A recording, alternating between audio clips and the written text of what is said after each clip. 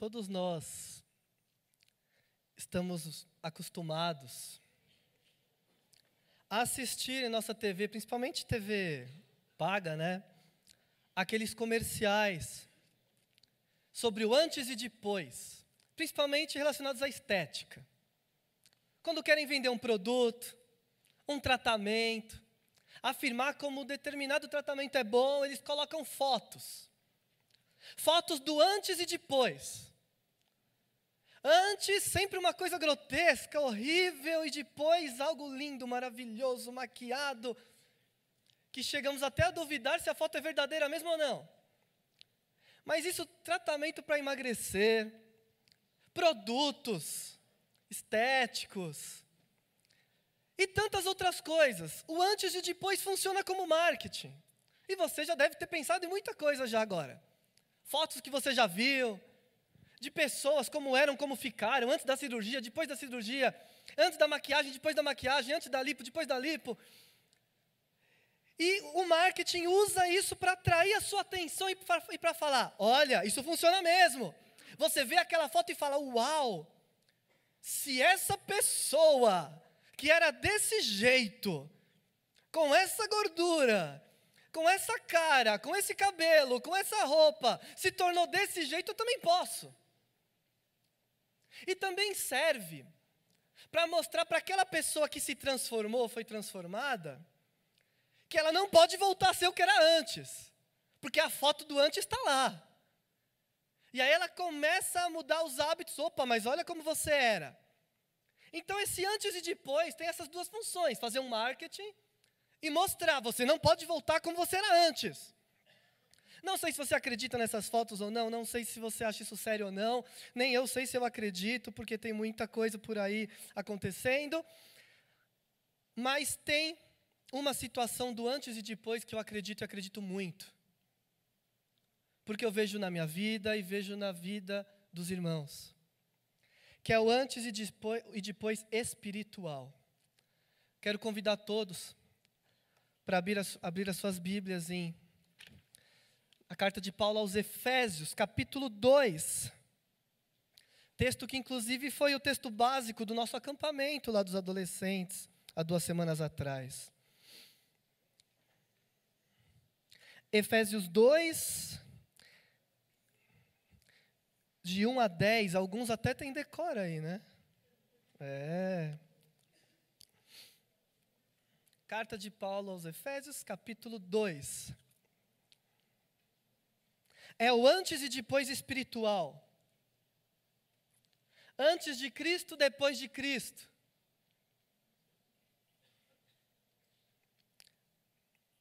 Efésios 2, de 1 a 10, leiamos. Antigamente, por terem desobedecido a Deus e por terem cometido pecados, vocês estavam espiritualmente mortos. Naquele tempo, vocês seguiam o mau caminho deste mundo e faziam a vontade daquele que governa os poderes espirituais do espaço, o espírito que agora controla os que desobedecem a Deus. De fato, todos nós éramos como eles e vivíamos de acordo com a nossa natureza humana, fazendo o que o nosso corpo e a nossa mente queriam. Assim, porque somos seres humanos como os outros, nós também estávamos destinados a sofrer o castigo de Deus. Mas a misericórdia de Deus é muito grande, e o seu amor por nós é tanto, que quando estávamos espiritualmente mortos, por causa da nossa desobediência, Ele nos trouxe para a vida que temos em união com Cristo. Pela graça de Deus, vocês são salvos. Por estarmos unidos com Cristo Jesus, Deus nos ressuscitou com Ele, para reinarmos com Ele no mundo celestial. Deus fez isso para mostrar em todos os tempos do futuro a imensa grandeza da sua graça, que é nossa por meio do amor que Ele nos mostrou por meio de Cristo Jesus. Pois pela graça de Deus vocês são salvos por meio da fé. Isto não vem de vocês, mas é um presente dado por Deus. A salvação não é resultado dos esforços de vocês. Portanto, ninguém pode se orgulhar de tê-la. Pois foi Deus quem nos fez o que somos agora. Em nossa união com Cristo Jesus, Ele nos criou para que fizéssemos as boas obras que Ele já havia preparado para nós. Oremos. Pai querido, que a Tua palavra fale e nos mostre, Senhor Deus, as verdades espirituais que estão aqui contidas, Deus. Que o Teu Santo Espírito esteja aqui agindo, frutificando em cada coração, porque nós queremos realmente entender e perceber tudo o que já aconteceu em nossa vida, Pai, e aquilo que pode acontecer ainda. No nome de Jesus nós oramos. Amém. Antes de Cristo, depois de Cristo. Antes do encontro com Cristo, depois do encontro com Cristo. Paulo está mostrando estas verdades para que aqueles cristãos que moravam em Éfeso pudessem ter uma base de comparação e pudessem se alegrar e perceber: olha o que minha vida mudou, olha tudo o que aconteceu já comigo, o que eu era e o que eu sou agora. E essa transformação é tão grande que não resta dúvidas de que Deus operou um milagre ali. Essa transformação é tão grande que essas pessoas não vão querer mais voltar para a vida antiga. Essa transformação é tão grande que só resta se alegrar e agradecer a Deus por aquilo que aconteceu. E Paulo está se incluindo. Paulo não está dizendo, eu nasci santo. Não. Ele está falando, todos nós éramos desse jeito no passado. Então é uma situação que Paulo estava vivendo, que os cristãos de Éfeso estavam vivendo e que nós estávamos vivendo na vida antiga. Uma situação terrível, uma monstruosidade que estava acontecendo em nossa vida, maior do que qualquer foto que você possa ver de pessoas destruídas, desfiguradas, sem maquiagem, acordando de manhã, além do peso ideal. Uma desgraça, uma catástrofe que estava nos destruindo. E essa transformação que ocorreu na vida daqueles que encontraram Jesus, não é uma transformação paga. Qual é o preço que foi pago por nós para sermos transformados? Nenhum. É um presente, é de graça. O produto lá da televisão você tem que pagar. E nem dá um preço, que é para você ligar e cair de costa quando ligar. Ou ir na loja e ver o preço. O tratamento são meses de mensalidade. A transformação que Cristo dá é de graça.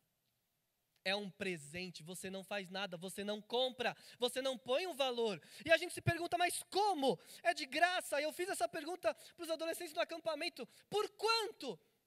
Por quanto Deus me transformou? E eles... não tem preço aqui, realmente não tem, porque não tem. Eu não paguei nada, você não pagou nada. Você não foi bom o suficiente. Não, não foi, porque, desculpa te falar, mas você ainda peca. Você não fez nada maravilhoso que cobrisse seus pecados anteriores. E digo mais, nunca vai fazer, porque só o sangue de Cristo cobre pecado, a sua boa ação não. O texto é muito claro. Então não existe obra, não existe preço. Não existe nada que você possa fazer que te compre essa transformação que acontece em Cristo Jesus. Mas eu creio que aqui nós temos irmãos em Cristo, transformados, que entendem essa verdade e sabem tudo o que Cristo fez, o milagre que foi feito na vida. Olha para trás e fala, olha o que eu era e o que eu sou agora. Glória a Deus por isso, glória a Deus por essa transformação. Só Ele pode me transformar, só Deus pode me transformar e me transformar de graça. É uma bênção. Mas precisamos falar dessa transformação. Não podemos ver isso numa foto, porque estamos falando de verdades espirituais. Nós precisamos entender os conceitos aqui desse texto para ter essa base de comparação do antes e do depois. Então eu quero ver em primeiro lugar, que é o que o texto mais trabalha, o que mudou? Eu era, agora eu sou. Você era, agora você é. O que mudou? Qual é a diferença? O que tem de novo? Que situação tão terrível existia antes que você precisou mudar para agora estar numa situação bem melhor? Vamos ver o que mudou? A sua condição e o seu estado mudou. E essa é a maior mudança de todas. Antigamente, por terem desobedecido a Deus, por terem cometido pecados, vocês estavam espiritualmente mortos. Mortos espirituais. Quem comete pecado está morto aos olhos de Deus. Lá no Gênesis, Deus falou para Adão: não coma do fruto daquela árvore, porque se comer você vai morrer. E nós vemos que Adão comeu. Além da morte dele física ter sido decretada, ele foi expulso daquele paraíso perfeito onde ele andava com Deus. Porque o pecado, a maldade faz isso, nos tira da presença de Deus. Deus nos criou para sermos perfeitos. E a gente não quer. E quando a gente não quer ser perfeito e a gente escolhe errar, a gente ofende o próprio Deus. E a justiça dele não permite que seres humanos, falhos, pecadores, vivam para sempre. Por isso existe morte. Já pensou se pessoas más vivessem para sempre? Mas a Bíblia é muito clara e fala da morte espiritual, que é a separação de Deus. O próprio apóstolo Paulo vai falar que todos pecaram e estão afastados da gloriosa presença de Deus.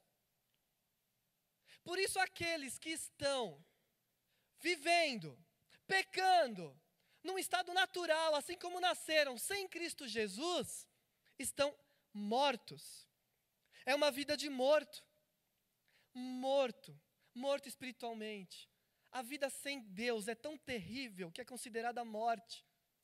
Mas estão vivendo por aí. Mas na verdade estão mortos. Lá no acampamento eu passei um filme antigo, talvez você deva lembrar, chamado Um Morto Muito Louco. Que é uma história de um homem que morre, mas para esconderem a morte dele, começam a andar com ele por aí. Ele faz tudo. Ele anda de barco, ele curte a praia, ele conversa, ele dá uma festa, mas está morto. E é essa a situação da pessoa sem Cristo Jesus, está morta. Não existe uma vida espiritual significativa. Isso nós éramos, mortos. Mas o que aconteceu? Houve uma transformação, e essa transformação é chamada de ressurreição. Nós estávamos mortos, mas quando nós aceitamos Jesus, nós nos unimos a Ele.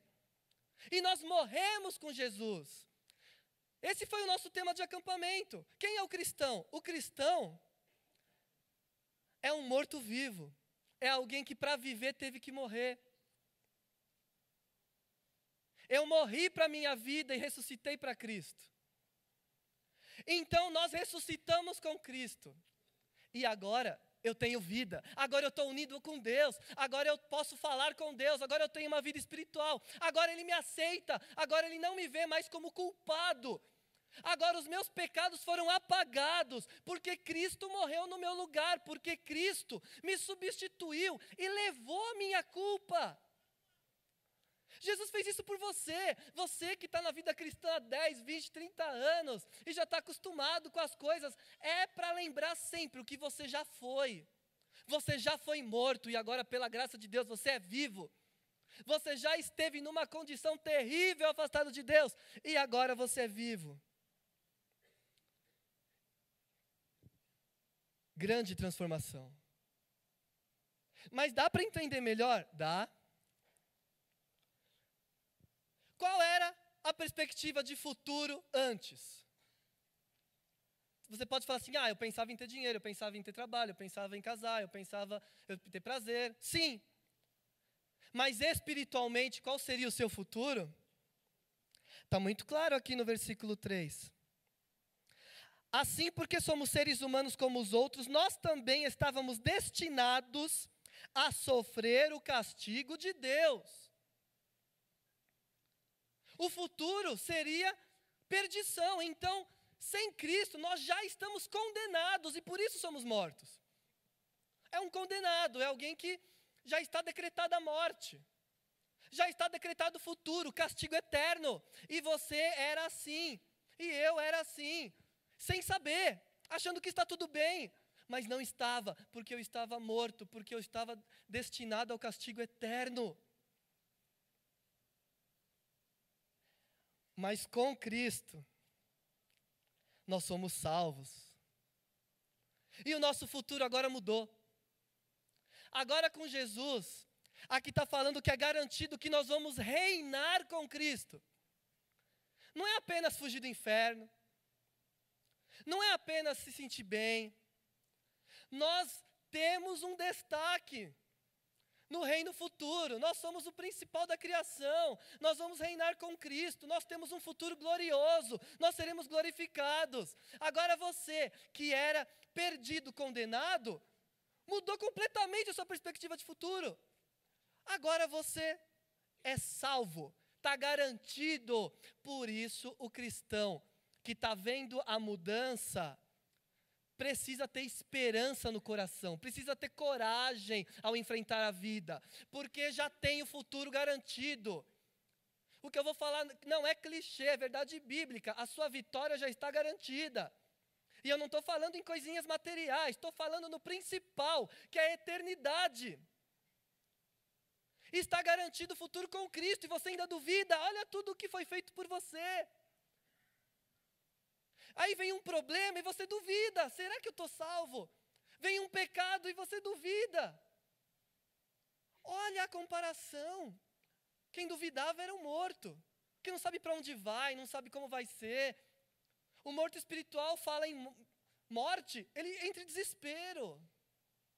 Ele entra em desespero. Participar de cultos fúnebres, de pessoas que não têm a Cristo, é terrível. Porque fica a dúvida, fica aquele peso de não saber o que vai acontecer. Você não pode mais duvidar. Está garantido seu futuro. Seu futuro está com Deus. Você vai reinar com Cristo. Tenha esperança no seu coração. Você que está uma vida cristã a longa data, não perca a esperança. Você que está passando por dificuldade, você que está enfrentando lutas, está enfrentando doenças, está enfrentando ameaça de morte, está sem perspectiva financeira. Eu quero te falar para não perder a esperança, porque o seu futuro está garantido. Você já é um filho de Deus hoje.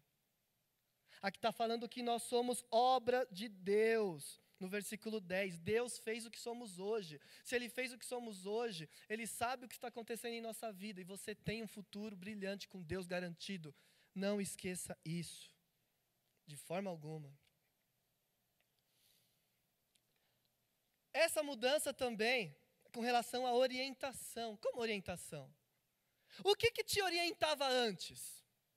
Quando você estava ali perdido, você estava pecando, você estava condenado à perdição, ao inferno, você estava longe de Deus, tendo uma vida miserável, cheio de dúvidas, cheio de conflitos. O que te orientava, o que te levava a viver? Versículo 2, versículo 3. Naquele tempo vocês seguiam o mau caminho deste mundo e faziam a vontade daquele que governa os poderes espirituais do espaço. O espírito que agora controla os que desobedecem a Deus.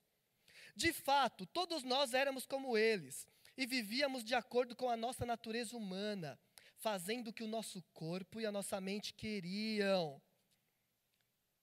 O que te orientava, o que mandava na sua vida antes? O caminho do mundo. Tudo que o mundo manda fazer, você fazia. Você estava perdido. Você ia pela moda. Você ia pela mania do momento. Você ia pela cultura.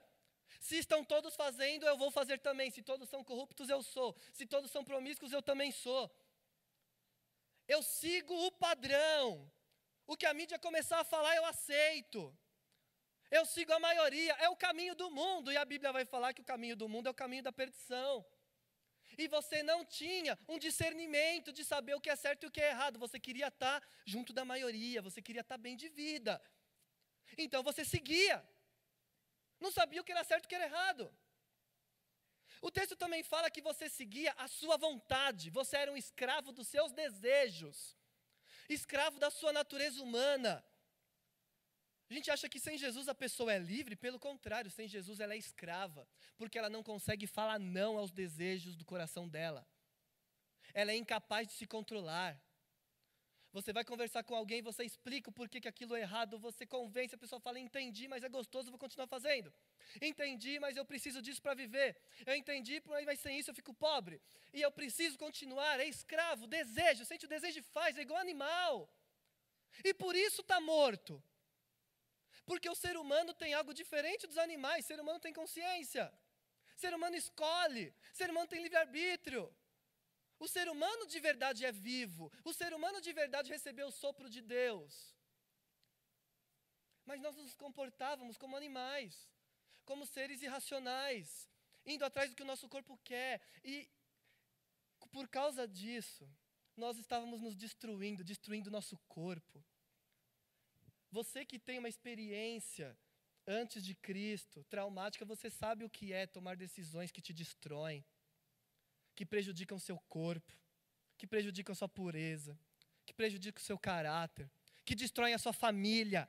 E tudo isso por quê? Porque eu tive vontade, porque o meu coração mandou, porque era o meu sonho, porque eu queria ser feliz. Você não tem o discernimento de perceber, eu quero muito, mas é errado. Eu quero muito, mas não vou fazer. Você não tem o domínio próprio sem Cristo. Por isso, estava morto, seguindo o que o corpo manda. Só que tem algo por trás. O texto também fala que seguia o caminho do mundo, seguia os próprios desejos, mas seguia Satanás, o príncipe que agora governa este mundo. Existe alguém muito feliz com essa destruição toda. Existe alguém gostando da destruição. Porque nós somos obra de Deus, criados para glorificar Deus. E quando a gente não faz isso, alguém fica muito feliz. E quando a gente é destruído, alguém fica muito feliz. É o inimigo. É aquele que quer nos derrubar. E estas pessoas mortas estão vivendo, seguindo o inimigo sem saber, como marionetes, sem escolha, achando que são livres, mas são mais escravas do que qualquer uma. Porque não consegue perceber o erro, não consegue sair dessa situação de morte. Mas pela graça de Deus, Ele te libertou disso. Ele te libertou. E agora você é livre. E o texto fala que você é livre para fazer a vontade de Deus. Mas eu não tenho que obedecer a Deus? Sim, mas você tem a escolha de obedecer ou não, você não é mais um escravo. O serviço de Deus, você se oferece a Deus. E agora você sabe o que é bom e o que não é bom para você. Você tem domínio próprio, e o domínio próprio é fruto do Espírito Santo. O Espírito Santo agindo em você te dá o domínio próprio para você não seguir mais o que o mundo manda, só se for bom, de acordo com Deus, para não seguir mais os seus desejos, só se aquilo estiver de acordo com Deus. E você vai falar muitos nãos que vão te salvar, como você já tem falado, como com certeza muita coisa mudou na sua vida depois que você aceitou a Cristo, e você reconstruiu muitas coisas, e você abriu mão de muitas coisas, e você se livrou de muitos pecados. E essa é uma progressão e você precisa continuar fazendo isso. Mas ao olhar o antes e o depois, você precisa saber, você era aquilo, você não pode mais voltar a ser aquilo. Você seguia só seu corpo, você não pode mais fazer isso, porque agora você é liberto. Você não pode mais viver assim, agora você é livre. Agora você segue Deus, a orientação da sua vida agora é a palavra de Deus, a orientação da sua vida agora é o caminho de Deus. Você é livre, você reconhece isso, que você é livre. Só com Jesus Cristo você é livre. Porque Ele te liberta do poder do pecado, como lemos aqui no texto da ceia. Com Cristo você é livre. Grande transformação. E quanto à utilidade, a nossa utilidade e o nosso propósito? Nós também éramos mortos. Porque para Deus nós éramos inúteis. Não fazíamos nada bom para Deus. Igual ferramentas quebradas. Não tem propósito, não tem utilidade. E você vai dizer, mas eu conheço pessoas que fazem coisas boas sem Deus. Boas para elas. Só é algo bom para Deus se o nome de Deus for glorificado. E a Bíblia diz isso. Ser útil para Deus é construir o reino dEle. Ser útil para Deus é abençoar pessoas em nome dEle. Ser útil para Deus é ver o nome de Deus ser glorificado nas suas ações. E antes você não fazia isso, porque você só fazia o que você queria e produzia destruição. E no meio da destruição, uma boa açãozinha aqui, uma boa açãozinha ali, mas não tem Deus na parada e acabou. o inútil é considerado morto. E isso a gente vê também no dia a dia. Você está assistindo um jogo de futebol e fala, um jogador tal está morto. O que isso quer dizer? Ele não está ajudando o time. Ele não está ajudando o time em nada. Ele não está fazendo nada. Ele está lá só ganhando dinheiro. Ele está só se promovendo. Ele está só ganhando do time. Mas ele não está ajudando o time. Ele está morto. E a gente fala isso. Uma pessoa inútil é morta. Não serve para nada. E às vezes até atrapalha e prejudica. Nós éramos assim. Deus olhava para a nossa vida, eu quero usar, eu dei dons, eu dei talentos, eu estou com Ele, mas Ele não me quer. Vai ser útil onde? Vai fazer o quê? Não vai fazer. Vai promover destruição. Vai atrapalhar o reino. Mas quando o amor de Deus chega até a minha vida e eu sou transformado, eu me torno muito útil. Eu me torno muito útil ao lado de Deus. Porque no versículo 7 está dizendo que Deus fez isso para mostrar em todos os tempos do futuro a imensa grandeza da sua graça, que é nossa por meio do amor que Ele nos mostrou por meio de Cristo Jesus. Qual é a minha primeira utilidade? Mostrar para os outros a graça de Deus. Quando eu sou transformado, eu sou uma prova viva do presente de Deus, de como Deus é bom. E Ele quer usar a minha vida para mostrar para os outros como Ele é bom. As pessoas vão conhecer a Deus através de mim. Olha que utilidade. Você levar pessoas a Deus.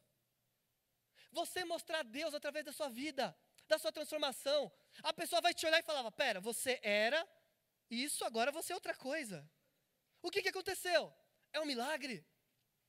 E Deus fez isso sim para falar que Ele é bom. Porque as pessoas acham que Deus não é bom, as pessoas acham que Deus é malvado, as pessoas acham que Deus castiga, as pessoas acham que Deus só faz ordens para você ficar sem a sua felicidade. Mas pelo contrário, Deus é bom, Ele quer tirar você da situação de morte, te trazer para a vida, de graça. E quando Ele faz isso na sua vida, Ele quer que você propague essa graça, Ele quer que você fale para todo mundo. Pregue a graça de Deus, fale da graça de Deus. Não se acanhe, você que é transformado. As pessoas podem sim ser transformadas através do seu testemunho, através da sua vida. Fale. Se você não consegue pregar, não consegue se articular, fale o que aconteceu com você, dê seu testemunho. Eu era, não sou mais. Acontecia, não acontece mais. Eu tinha dúvidas, agora eu tenho certeza. Eu sou salvo em Cristo. Propague a graça de Deus. Mas também está falando no versículo 10, que Ele nos criou para que fizéssemos as boas obras que Ele já havia preparado para nós. Então Deus preparou para você coisas grandiosas. E que boas obras são essas? Você vai perceber na sua vida cristã. Eu creio que Deus te capacita para fazer grandes coisas no reino dEle. Para abençoar pessoas, como a gente viu na pregação do pastor Nino hoje de manhã. Levar felicidade a pessoas, fazer pessoas sorrirem, abençoar, marcar vidas. E Deus quer fazer grandes coisas. E Ele te criou. Ele te transformou com um propósito. Esquece essa ideia de que Deus te salvou para ser rico, que Deus te salvou para comandar, que Deus te salvou para você ganhar coisas. Isso é mentira. Deus te salvou para você abençoar o reino. Deus te salvou para você edificar vidas. Deus te salvou para você ser útil. E Ele tem grandes obras preparadas para você. Você precisa crer nisso. Você foi transformado. Por que Deus te transformou? Para nada? Tem gente que acha que não tem função, que não tem utilidade. Eu sou tão tímido, eu não... E cai na vida cristã e desiste de abençoar o reino de Deus. Meu irmão, o milagre Deus já fez, que foi te salvar. Usar a sua vida vai acontecer. É só você se entregar para Deus. Olhando antes e depois, você era um inútil. Você não ajudava. Você não edificava. Você destruía. Agora você tem a chance de mudar tudo e ser útil nas mãos de Deus. O que você está fazendo da sua vida, você que já foi transformado? Você agora pode abençoar, você pode edificar, você pode marcar. E eu tenho visto muitas pessoas marcarem, edificarem a minha vida. Aqui eu poderia citar várias pessoas que me edificam, que me abençoam, que me ajudam, até entre os adolescentes. Vendo a fé deles, a maneira de agir. Deus quer fazer isso na sua vida. Deus quer te usar. Seja uma ferramenta na mão de Deus. Nós vimos o que mudou. O que mudou? Muita coisa. Você ressuscitou. Você era morto, não é mais. Era inútil, não é mais. Tem alguma coisa que não mudou? O que não mudou? Será que não tem alguma coisa que não mudou do antigo para o presente? Tem sim.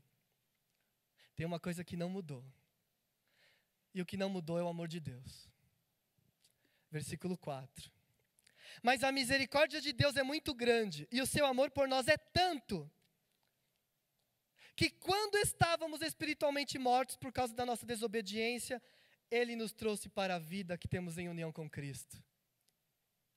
O amor de Deus é o mesmo antes e depois.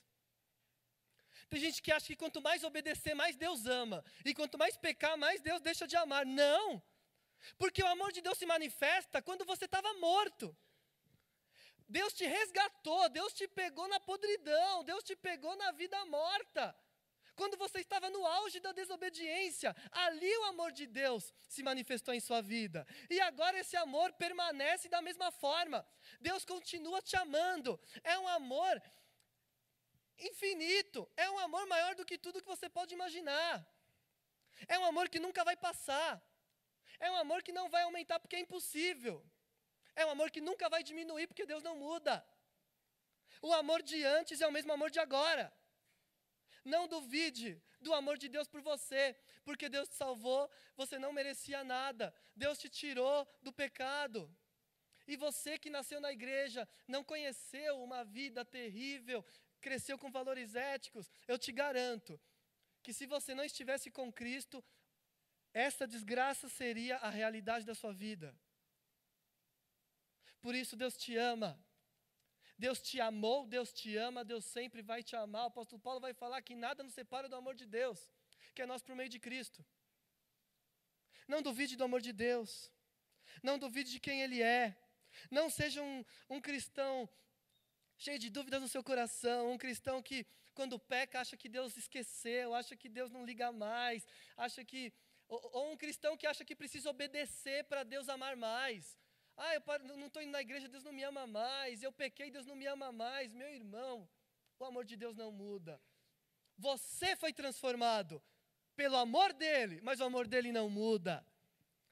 Você mudou completamente, mas o amor de Deus continua o mesmo por você. Se revelou lá atrás, se revela agora e vai continuar se revelando. Por isso você que por algum motivo está afastado de Deus, está com medo de Deus, está achando que Deus não te ama mais, está achando que Deus está contra você, eu quero te dizer, Deus te ama da mesma forma. E Ele quer você de volta, Deus quer você com Ele. O amor de Deus dura para sempre. Deus é bom, e Deus é bom o tempo todo. Em tudo que Ele faz, Ele vai continuar te amando. Com essa pregação, hoje eu quero perguntar para você. Essa transformação, você vê na sua vida? Primeira pergunta. Você percebeu? Essa é a minha realidade. Eu era, não sou mais. Você viu isso na sua vida? Você se alegra por tudo que Deus fez por você? Ou essa realidade já está tão batida há tanto tempo que você é um crente morno, um cristão triste, um cristão sem esperança? Essa transformação, essa visão do antes e do depois te traz alegria? Modifica a maneira como você vai acordar amanhã, segunda-feira, para trabalhar, para ir para a escola, para ir para a faculdade?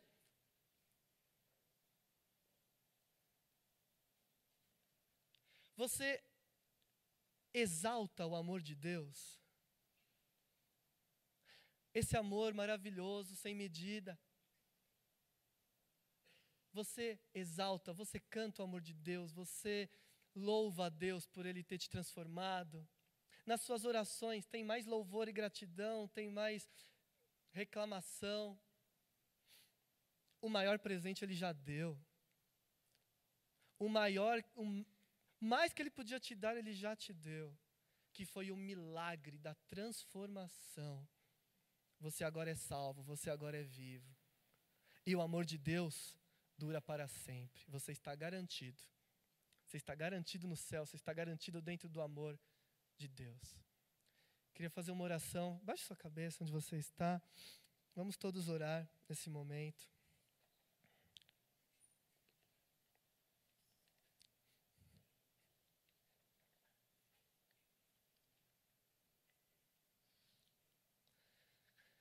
Enquanto todos oram, só queria perguntar se, por acaso, há alguém aqui que ainda está se sentindo morto e quer ter essa vida diferente, essa transformação, quer ser transformado por Deus através de Cristo Jesus. Se tem alguém aqui que quer ser transformado, levante a mão onde você está. Todos estão orando, porque eu quero orar por você, eu quero te ver. Levante a sua mão, caso você queira essa transformação. Amém, eu te vi aí no fundo. Mais alguém quer ser transformado pelo poder de Deus? Amém. Amém. Pode abaixar ali no fundo também. Amém. Amém. Deus quer te transformar através de Cristo Jesus. Pergunto também para você. Você esqueceu o que Deus te fez e tem faltado alegria na sua vida, gratidão e exaltação do amor de Deus? É a hora agora de pedir para Deus te lembrar. É a hora agora de decidir viver uma vida diferente, uma vida de vivo. Você viu agora o antes, você viu a realidade, você se alegra com isso, fala para Deus: Deus, eu vou me alegrar, eu te exalto, eu te louvo. Creia que o amor de Deus dura para sempre.